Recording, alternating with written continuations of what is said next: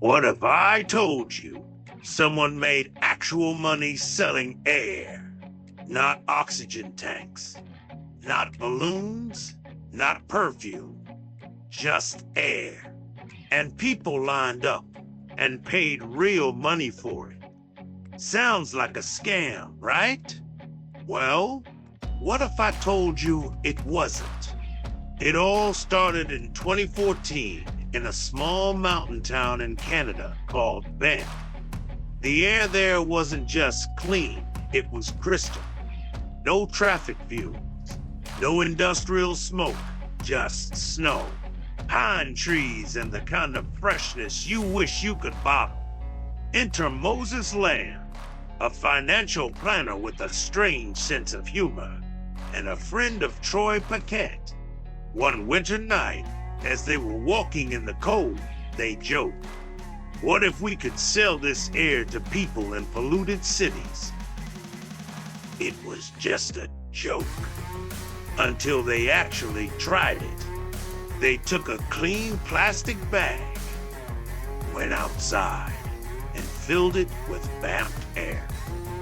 Then they posted it on eBay. Here's the crazy part.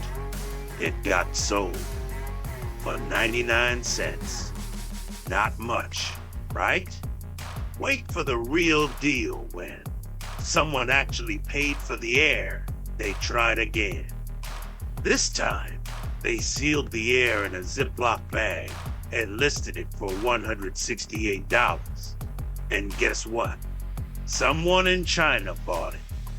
Moses and Troy looked at each other and thought, wait a second. Is this a real fucking business? They registered a company, Vitality Air. Instead of selling bags, they started filling aluminum canisters with compressed air from Banff National Park and Lake Louise. Each canister could give about 150 breaths. And they didn't just say it was clean. They marketed it like luxury wine. Labels, purity certificates, oxygen content, the whole deal. Now here's where it gets wild. Their first big customers, not Canadians, not Americans, but China. In 2015, smog levels in Beijing and other Chinese cities reached dangerous levels. People were wearing masks, kids couldn't play outside, and the air literally tasted like smoke. Vitality Air shipped its first batch of 500 canisters to China, and it got sold out in just 2 weeks. Media outlets went crazy. CNN, BBC, the New York Times, all ran the story of the guys selling air. Media attention exploded.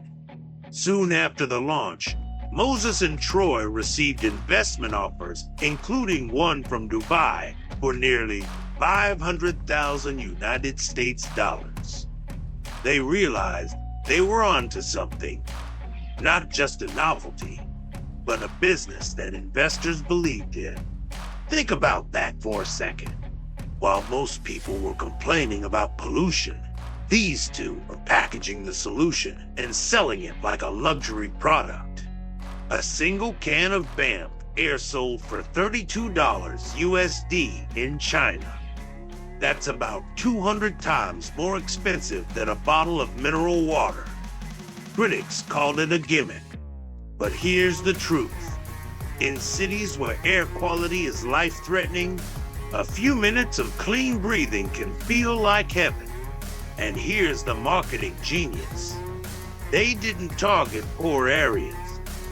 They went for wealthy urban residents who were willing to pay for luxury experiences, even if that experience was just breathing pure mountain air in their high-rise apartment. When the story broke, their sales skyrocketed. They shipped to India, South Korea, the UK, and even the Middle East. And here's where Moses proved he was more than just a lucky guy. He turned air into a lifestyle product.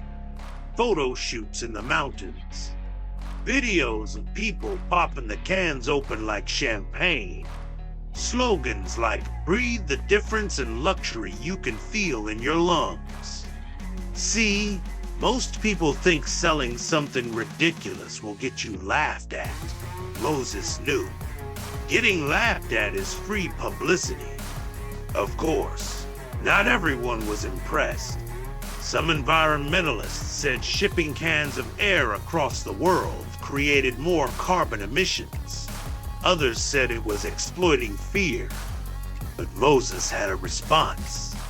They invested in planting trees, reducing plastic waste, and even donating air cans to schools in polluted areas.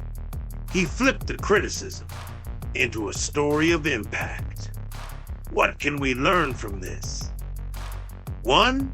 Even the strangest idea can become a business if you find the right audience. 2. Marketing is everything. They weren't selling oxygen. They were selling BAM, the mountain, the purity, the story. 3. In a world full of problems, people will always pay for comfort, safety, and a little luxury. And maybe the biggest lesson, if someone can build a global brand selling air, what's stopping you from selling your idea? So, the next time you think your idea is too weird to work, remember Moses Lamb, the man who turned a bag of air into a global business? And if you are shocked by this story, wait till I show you more crazy million-dollar business ideas. Click the subscribe button so you don't miss out on your new billion-dollar business. Until then, keep breathing and keep dreaming.